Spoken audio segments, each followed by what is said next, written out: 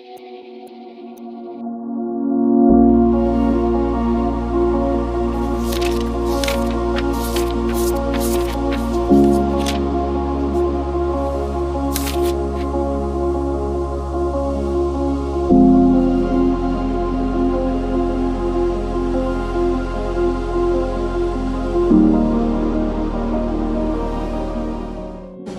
teman-teman, perkenalkan nama saya Michelle Aldia Maramis. Di sini saya akan menjelaskan implementasi pendidikan menurut ahli Pavlov.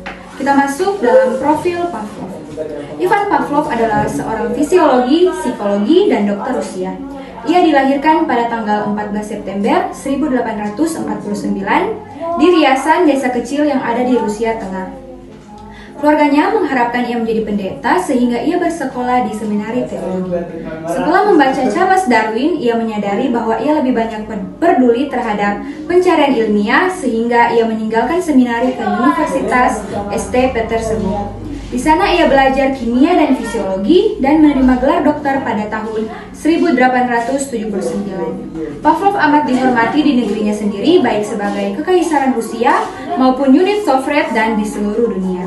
Pada 1904, ia memenangkan penghargaan Nobel dalam fisiologi atau kedokteran dalam penelitiannya tentang pencernaan. Ia aktif bekerja di laboratorium sampai kematiannya dalam usia 86 tahun, tanggal 17 Februari 1936. Selanjutnya, teori Pavlov. Ivan Pavlov dikenal dengan teori Classical Conditioning Theory atau teori pengkondisian klasik. Teori ini memandang bahwa belajar adalah perubahan perilaku. Menurut teori ini, belajar pada prinsipnya mengikuti suatu hukum yang sama untuk semua manusia, bahkan semua makhluk hidup. Teori ini dikembangkan melalui observasi terhadap perilaku belajar yang tampak atau observable behavior. Classical Conditioning Theory adalah model pembelajaran menggunakan stimulus untuk membangkitkan rangsangan secara alamiah melalui stimulus lain. Selanjutnya yaitu uji coba Pavlov. Pavlov meneliti proses belajar dengan melakukan percobaan dengan anjing dan memperoleh hadiah Nobel dari percobaannya itu. Jadi, Pavlov memberikan daging secara periodik kepada anjing didahului dengan membunyikan bel. Setiap kali daging akan diberikan, bel dibunyikan. Setelah beberapa saat bel dibunyikan, anjing mengeluarkan air liur. Bahkan ketika bel dibunyikan tanpa daging, anjing juga mengeluarkan air liur. Hal ini dapat disimpulkan bahwa anjing mampu menghubungkan bunyi bel dengan daging. Ketika mendengar bunyi bel, anjing membayangkan datangnya daging, sehingga air liurnya keluar. Proses di mana anjing dapat menghubungkan antara bunyi bel dengan daging ini dinamakan respon dan disebut belajar. Selanjutnya, urutan kejadian uji coba. Yang pertama yaitu unconditioned stimulus atau stimulus yang dikondisikan. Stimulus asli atau netral yang langsung menimbulkan respon. Misalnya, daging dapat merangsang anjing untuk mengeluarkan air liur. Yang kedua yaitu unconditioned respon atau respon yang tidak dikondisikan, yaitu perilaku responden atau respondent behavior yang muncul dengan hadirnya unconditioned stimulus. Misalnya, air liur anjing keluar karena anjing melihat daging. Yang ketiga yaitu conditioning stimulus atau stimulus yang dikondisikan, yaitu stimulus yang tidak dapat langsung menimbulkan respon. Ia perlu dipasangkan dengan unconditioned stimulus secara terus-menerus agar menimbulkan respon. Misalnya, bunyi bel akan menyebabkan anjing mengeluarkan air liur jika selalu dipasangkan dengan daging. Yang keempat yaitu conditioning respon atau respon bersyarat, yaitu respon yang muncul dengan hadirnya conditioning stimulus. Misalnya, air liur anjing keluar karena anjing mendengarkan bel. Yang terakhir, implementasi dalam pendidikan. Dalam bidang pendidikan, teori classical conditioning digunakan untuk mengembangkan sikap yang menguntungkan terhadap peserta didik untuk termotivasi belajar dan membantu guru untuk melatih kebiasaan positif peserta didik. Implementasi dalam pendidikannya agar membentuk perilaku pengkondisian stimulus respon. Pengkondisian terutama dalam konteks psikologi belajar adalah proses belajar yang melibatkan hubungan antara stimulus atau rangsangan dan respon atau tanggapan, atau antara perilaku dan konsekuensinya secara umum. Pengkondisian bertujuan untuk membentuk, memperkuat, dan melemahkan suatu perilaku atau tanggapan tertentu melalui pengalaman berulang atau konsekuensinya yang menyertainya. Contohnya, guru memberi pujian, yaitu stimulus positif, untuk merespon partisipasi siswa, sehingga siswa terdorong untuk aktif di kelas. Demikian implementasi pendidikan dari Ivan Pavlov. Terima kasih. Halo semuanya, perkenalkan nama saya Gracia Salsalo. Saat ini saya akan menjelaskan implementasi pendidikan menurut ahli Dana Zohar. Yang pertama, kita masuk pada biografi singkat Dana Zohar. Dana Zohar adalah seorang penulis dan pembicara asal Amerika Inggris yang berfokus pada bidang fisika, filsafat, kompleks, dan manajemen. Dana Zohar dibesarkan oleh kakek neneknya di Midwest, Amerika. Dana Zohar lahir di Amerika Serikat pada tahun 1944, lebih tepatnya di Toledo, Ohio, Serikat. Dana Zohar menempuh pendidikan sarjananya atau S1-nya di Massachusetts Institute of Technology dalam bidang fisika dan filsafat. Kemudian dia melanjutkan S2-nya atau pasca sarjananya di Harvard University dalam bidang agama, filsafat, dan psikologi. Kita lanjut pada definisi pendidikan menurut Dana Zohar. Pendidikan adalah proses mengembangkan kecerdasan spiritual SQ, merupakan kecerdasan tinggi pada manusia. Pendidikan juga adalah proses yang bukan sekedar mentransfer fakta dan keterampilan, tetapi proses mengundang, mengkaji, dan mewujudkan potensi terdalam seseorang. Jadi Dana Zohar di sini sangat menekankan kecerdasan spiritual SQ, yaitu adalah proses yang bukan sekedar mentransfer fakta dan keterampilan, tetapi proses mengundang, mengkaji, dan mewujudkan potensi terdalam seseorang. Lanjut pada pemikiran Dana Zohar tentang pendidikan. Pendidikan harus membangkitkan makna, bukan sekedar memberi informasi, tetapi pendidikan harus mengembangkan kecerdasan spiritual. Dana Zohar itu memiliki 3 jenis kecerdasan, yaitu kecerdasan IQ, EQ, dan SQ.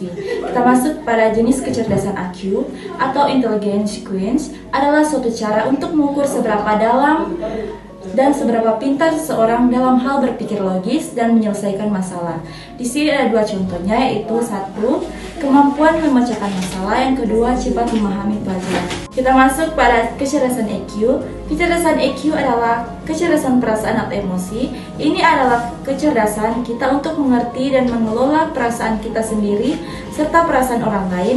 Ketika kita memiliki EQ yang tinggi, kita lebih baik atau lebih bisa dalam berhubungan dengan orang lain, memahami perasaan kita sendiri, dan mengatasi masalah emosi. Di sini ada dua contohnya. Yang pertama, mampu mengendalikan emosi. Yang kedua, empati terhadap orang lain. Nah, kecerdasan EQ sama pentingnya dengan kecerdasan IQ karena membantu kita dalam kehidupan sehari-hari, terutama dalam berinteraksi dengan teman, rekan kerja, serta keluarga. Kita masuk pada jenis kecerdasan yang terakhir, yaitu kecerdasan SQ atau biasa disebut dengan kecerdasan spiritual. Kecerdasan spiritual adalah tentang sejauh mana kita dapat menghubungkan diri dengan sisi batin atau spiritualitas kita. Jenis kecerdasan ini melibatkan pencarian makna dan hidup, pertanyaan tentang tujuan eksistensi. Nah, di sini ada 2 contohnya. Yang pertama, bersyukur dalam segala keadaan. Yang kedua, merenungkan dan mencari makna hidup. Dan yang terakhir, prinsip Dana Zohar. Di sini Dana Zohar ada 4 prinsip, yaitu yang pertama kesadaran diri, yang kedua keaslian, yang ketiga kerendahan hati, dan yang terakhir belas kasih. Sekian implementasi pendidikan menurut Dana Zohar. Terima kasih. Halo teman-teman, perkenalkan nama saya Billy Mamesa. Di sini saya akan menjelaskan tentang ahli saya, yaitu Vygotsky.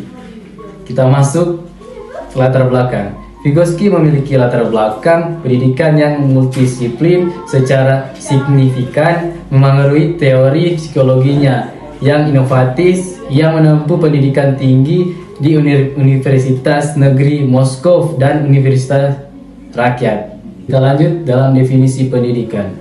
Definisi pendidikan menurut Vygotsky, pendidikan adalah proses sosial kultural di mana kognitif anak didorong dan dibimbing melalui interaksi sosial dengan orang lain, lebih berpengaruh seperti guru, orang tua, atau teman yang lebih mampu.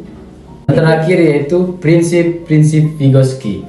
1. Belajar terjadi melalui interaksi sosial, guru, teman, orang dewasa. 2. Zona perkembangan proksimal, CPD, perbedaan antara kemampuan anak sendiri dan kemampuan dengan bantuan. 3. Scaffolding, bantuan terhadap dari orang yang lebih ahli. Demikian implementasi dari Vygotsky. Terima kasih. Halo teman-teman, perkenalkan nama saya Rena Srialai. Di sini saya akan menjelaskan tentang ahli saya sendiri, yaitu Piase. Piase merupakan seorang psikolog, namun sebelum ia menjadi seorang psikolog, ia pernah mempelajari tentang sejarah alam dan filsafat. Namun Piase mendapatkan gelar doktoralnya yaitu di Universitas Neuchâtel, yaitu berada di Swiss. Sedangkan ia melakukan penelitian pada tahun 1918 di Zurich dan dilanjut pada 1919 sampai 1921 di Prancis. Namun untuk sasaran pendidikan yang dibuat oleh seorang Piaget, yaitu dia menyimpulkan atau menegaskan bahwasanya seorang anak mendapatkan kemampuan kognitifnya dengan cara dia berinteraksi dengan lingkungannya sendiri. Sedangkan untuk penelitiannya yaitu perkembangan kognitif anak itu terjadi atas beberapa tahap, yaitu sensimotor, praoperasional, operasional konkret, dan operasional formal. Yang pertama sensimotor. Sensimotor adalah istilah yang merujuk pada hubungan antara indera penglihatan dan indera pendengaran yang saling bekerja sama. Contohnya, seorang orang tua menjelaskan atau mengajari kepada seorang bayi untuk mengatakan kata mama dan papa. Sedangkan untuk praoperasional yaitu istilah atau yang terjadi pada usia anak 2-7 tahun, yang dimana seorang anak itu sudah mampu untuk berpikir simbolis dan sudah mampu untuk berbahasa. Kemampuan berbahasa ini contohnya kesanggupan seorang anak untuk membuat bahasa itu menjadi alat komunikasinya sehari-hari. Sedangkan untuk berpikir simbolis yaitu di mana kesanggupan seorang anak sudah mampu mengelompokkan yang dimana hewan berkaki 4 dan dimana hewan berkaki 2 dan sudah mampu untuk menyebutkan nama-nama hewan-hewan tersebut. Sedangkan untuk operasional konkret itu kesanggupan seorang anak yang sudah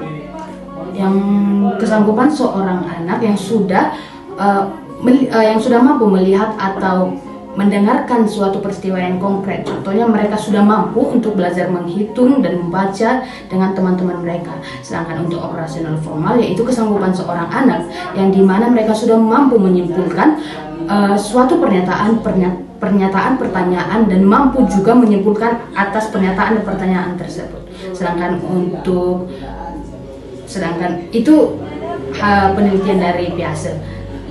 Dan sekali lagi Piaget itu menegaskan kembali bahwasanya kemampuan kognitif anak itu semakin meningkat jika umur anak tersebut juga semakin bertambah. Intinya semakin bertumbuhnya anak, maka semakin meningkat juga kemampuan kognitif anak tersebut. Mungkin hanya itu yang saya dapat memberikan informasi tentang ahli saya Piaget. Terima kasih.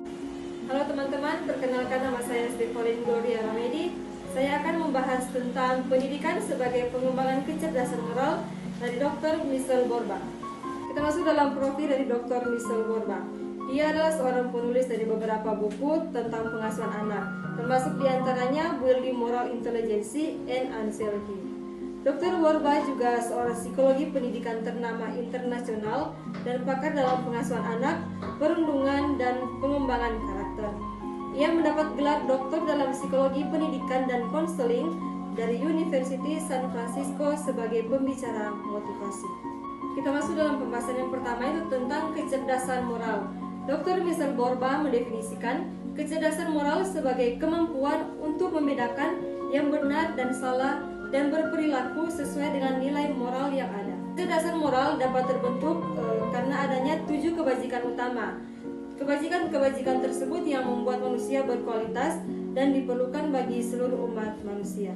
Michel Borba mendefinisikan pendidikan kecerdasan moral, bagaimana kita mengajarkan proses pembelajaran moral supaya tetap berada di jalan yang benar dan agar selalu bermoral dalam bertindak.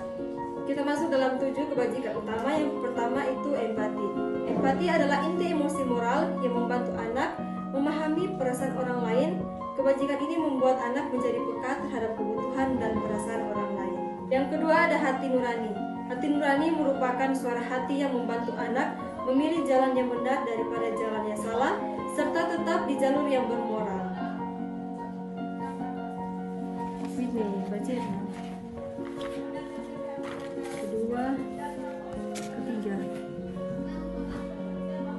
Yang ketiga, kontrol diri.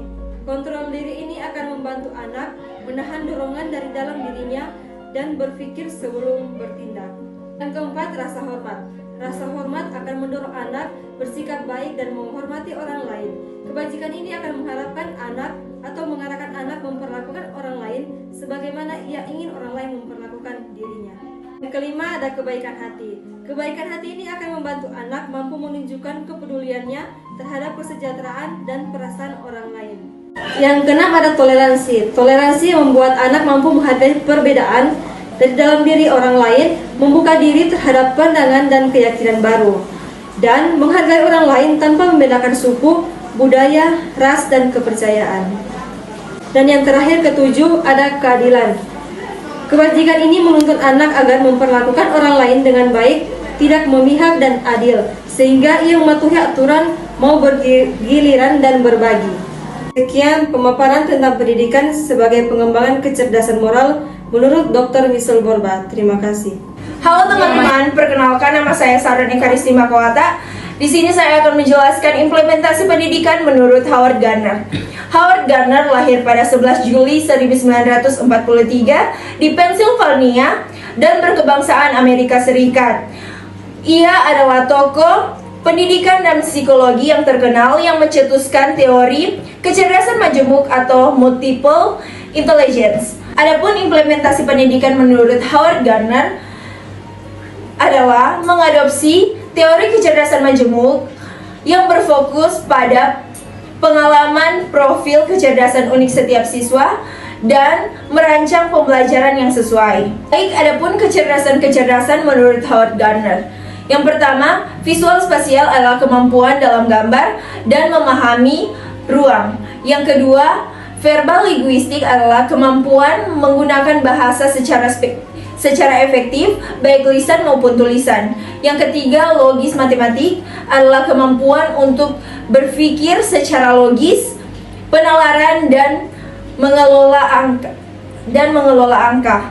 Yang keempat, kinestetik jasmani adalah kemampuan mengendalikan diri atau gerak dan menggunakan objek dengan terampil. Yang kelima yaitu musikan ritmi adalah kemampuan kepekaan terhadap nada, ritme, dan melodi musik.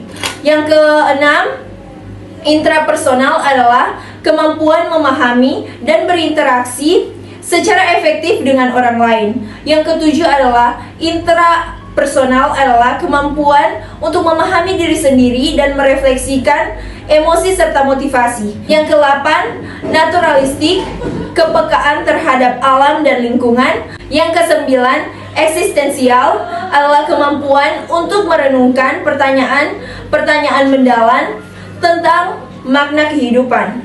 Adapun implementasi di dalam kelas, yang pertama adalah kenali profil siswa. Bagaimana guru harus mengidentifikasi setiap perkembangan siswa, di mana siswa yang satu berkembang di visual spasial, adapun yang berkembang di linguistik, dan lain-lain. Kedua, metode pembelajaran. Bagaimana guru menggunakan metode pembelajaran yang kreatif, bukan hanya menggunakan metode pembelajaran yang hanya ceramah saja, tetapi menggunakan proyek, diskusi kelompok, praktik langsung, dan seni. Dan yang ketiga yaitu variasi metode penilaian. Guru juga jangan hanya menggunakan metode pembelajaran atau penilaian hanya menggunakan ujian tertulis saja, melainkan menggunakan metode seperti presentasi, portofolio untuk mengukur pemahaman siswa secara lebih komprehensif. Yang keempat, tekanan pembelajaran personal. Tujuannya adalah menciptakan pembelajaran yang dipersonalisasikan, di mana siswa dapat menggunakan kecerdasan terkuat untuk belajar materi pembelajaran dan mengembangkan kecerdasan lain yang lebih lemah. Sekian implementasi pendidikan menurut Howard Gardner. Terima kasih. Halo teman-teman semua, perkenalkan nama saya Alika Angelita Roma. Saya dari Ahli Ki Hajar Dewantara. Saat ini saya akan memaparkan tentang implementasi pendidikan menurut Ki Hajar Dewantara. Sebelum kita masuk kepada pembahasannya, saya akan memperkenalkan tentang ahli saya, yaitu Ki Hajar Dewantara, yang juga dikenal sebagai Bapak Pendidikan Indonesia, pendiri Taman Siswa, pelopor pendidikan Indonesia, dan juga pahlawan revolusi pendidikan. Ia lahir di Pakualaman, Yogyakarta pada 2 Mei 1989 dan wafat di Yogyakarta pada 26 April 1959 di usianya yang ke-69 tahun. Selanjutnya kita masuk pada pembahasan. Yang pertama, terbentuknya perguruan taman siswa. Nah, pada masa pemerintahan Belanda, pendidikan hanya diperuntukkan oleh kalangan tertentu saja. Nah, tujuannya agar bangsa kita atau rakyat Indonesia tidak dapat berkembang dan tetap tunduk kepada mereka. Nah, Ki Hajar Dewantara sangat menolak dan menentang akan hal itu, sehingga beliau mendirikan perguruan taman siswa untuk menanamkan semangat kebangsaan dan kemerdekaan melalui pendidikan. Taman siswa ini berkembang dengan pesat di berbagai kota besar, namun Belanda memberlakukan ordonansi sekolah liar untuk membatasinya. Namun, Ki Hajar Dewantara menentangnya dan akhirnya ordonansi sekolah liar itu akhirnya dicabut. Selanjutnya, kita masuk pada konsep pendidikan taman siswa.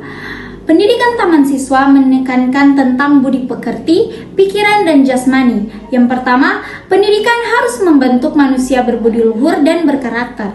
Yang kedua, mengembangkan kecerdasan serta keberanian berpikir bebas dan bertanggung jawab. Dan yang ketiga, mengajarkan pengendalian diri agar manusia merdeka lahir dan batin.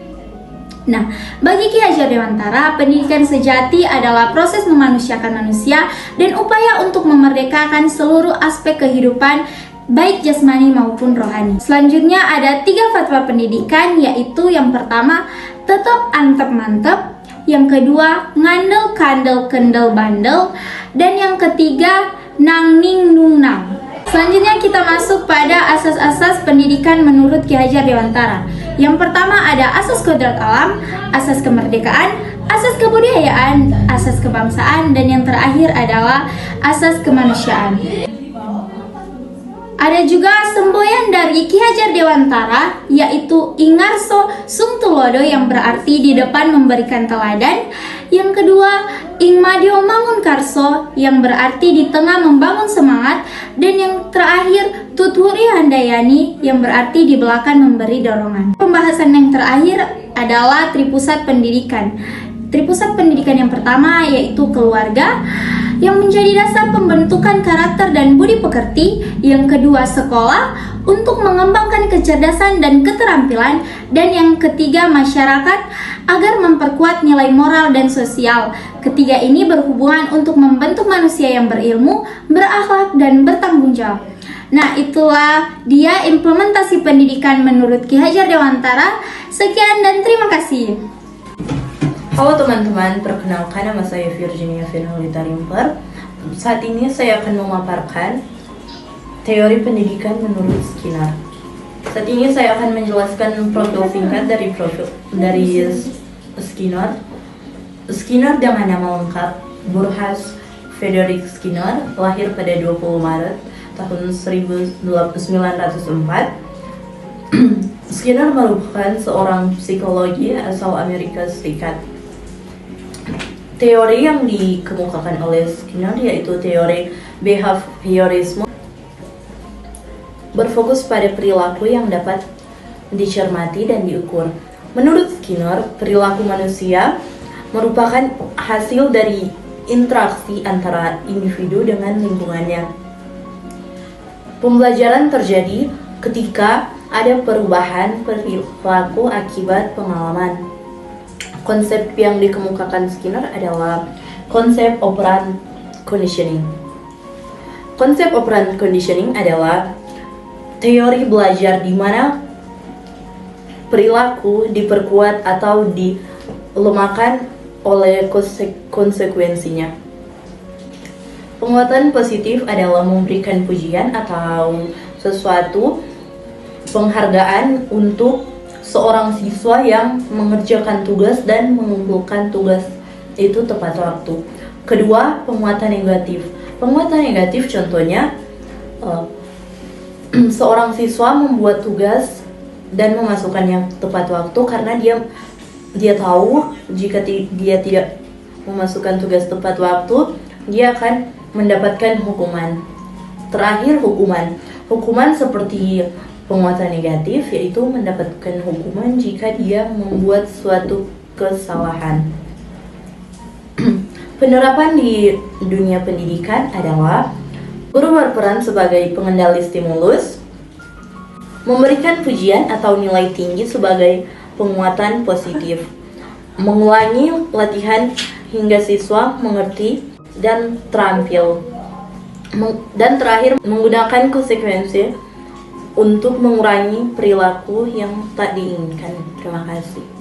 Halo teman-teman, perkenalkan nama saya Amanda Kaung. Di saat ini saya akan menjelaskan implementasi pendidikan dari Daniel Goleman.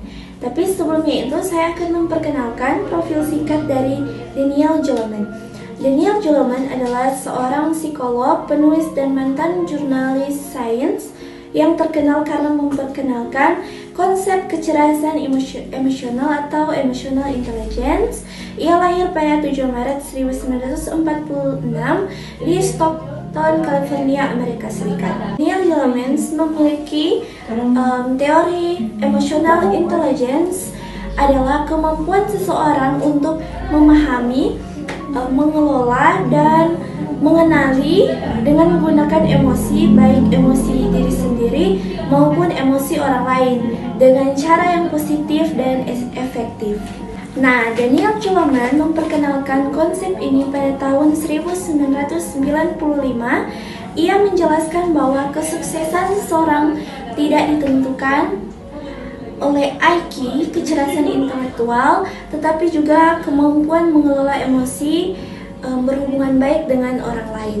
Nah, ada 5 komponen penting dari teori Daniel Goleman, yaitu 5 komponen utama emotional intelligence. Yang pertama adalah kesadaran diri atau self-awareness. Yang kedua, pengaturan diri atau self-regulation. Yang ketiga, motivasi diri atau self-motivation. Yang keempat, empati atau social awareness. Yang kelima adalah keterampilan sosial atau social skill. Nah, yang pertama adalah kesadaran diri, yaitu kemampuan mengenali dan memahami perasaan, emosi, serta kekuatan dan kelemahan diri. Contohnya, ketika kita menyadari bahwa kita sedang merasa cemas sebelum presentasi, sehingga kita harus menenangkan diri terlebih dahulu. Jadi, kita belajar bahwa menyadari perasaan bukan berarti lemah, tetapi justru langkah awal supaya bisa mengendalikannya dengan baik. Kedua adalah pengaturan diri, kemampuan anak untuk mengendalikan emosi dan bertindak dengan cara yang tepat saat sedang marah, kecewa, atau sedih. Contohnya, tidak melampiaskan emosi ketika sedang marah, seperti membentak orang lain ketika marah.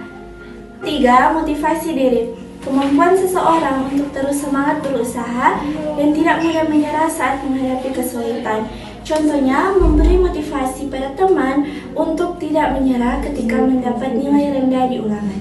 Yang keempat, mengenali diri, kemampuan anak untuk memahami dan menyadari apa yang dirasakan oleh diri sendiri, serta menghargai perbedaan dengan orang lain. Contohnya, ketika anak belajar berbaur dengan teman-teman di sekolah, anak menanamkan nilai-nilai terhadap apa yang ia tahu dan paham, apa yang ia rasakan, serta tahu cara menghargai orang lain. Yang kelima atau yang terakhir adalah keterampilan sosial, kemampuan untuk berinteraksi, bekerja sama, menolong, dan berkomunikasi dengan orang lain secara efektif. Bagaimana sikap anak menggunakan pendapatnya secara bijaksana agar ia pun mendapatkan timbal balik yang baik.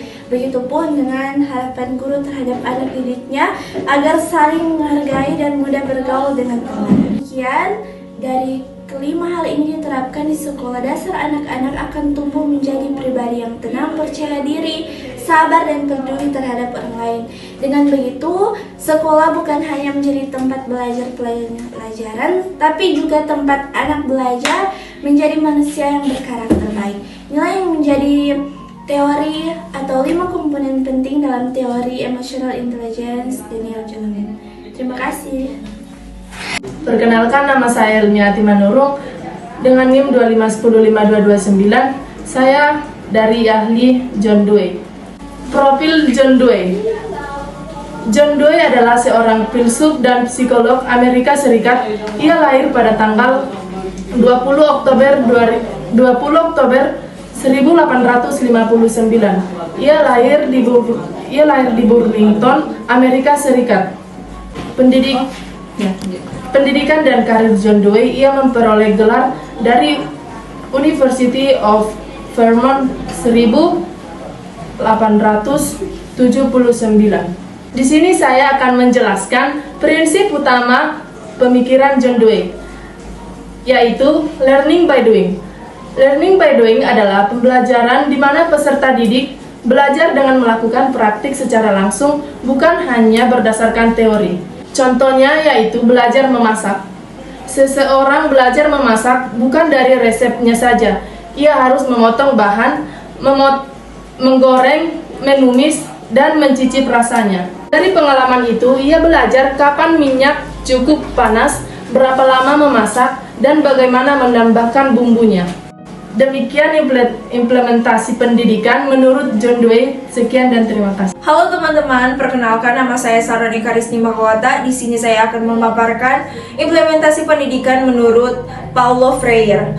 Yang pertama saya akan memaparkan profil Paulo Freire, di mana Paulo Freire lahir pada 19 September 1921 di Recife, Brasil. Wafat 2 Mei 1997 di Sao Paulo, Brasil. Pendidikan SMA di Recife, Brasil, dan melanjutkan pendidikannya di Universitas Recife yang sekarang bernama Universitas Federal Fernambus. Jurusan hukum, juga belajar filsafat dan psikologi bahasa. Baik, kita masuk dalam dasar pemikiran Paulo Freire. Ia menolak sistem pendidikan yang bersifat banking education atau pendidikan gaya bank, yaitu ketika guru hanya menabungkan pengetahuan kepada siswa yang pasif. Contohnya, guru berkata, ibu kota Indonesia adalah Jakarta. Kalian hafalkan ya, nanti keluar di ujian. Siswa hanya menulis di buku dan menghafal tanpa tahu kenapa Jakarta bisa jadi ibu kota tersebut. Baik, kita masuk dalam prinsip utama Paulo Freire. Pendidikan sebagai proses pembebasan manusia melalui dialog, kesadaran kritis, dan tindakan nyata agar peserta didik menjadi pribadi yang merdeka, kritis, dan humanis. Contohnya, dalam pelajaran PPKN, guru mengajar siswa membahas topik kemiskinan di lingkungan sekitar. Guru mengajukan pertanyaan terbuka seperti mengapa masih banyak warga yang kesulitan ekonomi. Siswa berdiskusi secara aktif, lalu bersama-sama membuat proyek kecil berupa penggalangan barang bekas, lalu yang layak pakai untuk membantu warga yang membutuhkan. Tujuan pendidikan Paulo Freire membebaskan manusia dari kebodohan dan penindasan melalui kesadaran kritis serta menyadari kenyataan hidup dan boleh berani mengubah hal-hal yang salah. Contohnya, di sekolah guru tidak hanya menyuruh siswa diam dan mencatat, tapi juga mengajak mereka berpikir. Misalnya, saat ada teman yang dibully, guru bertanya, kenapa temanmu dibully? Apa yang bisa dilakukan supaya tidak terjadi lagi? Siswa lalu berdiskusi dan mencari solusi, misalnya dengan membuat aturan agar semua saling menghargai serta saling melindungi satu sama lain, tidak saling menjatuhkan. Sekian implementasi pendidikan menurut Paulo Freire. Terima kasih.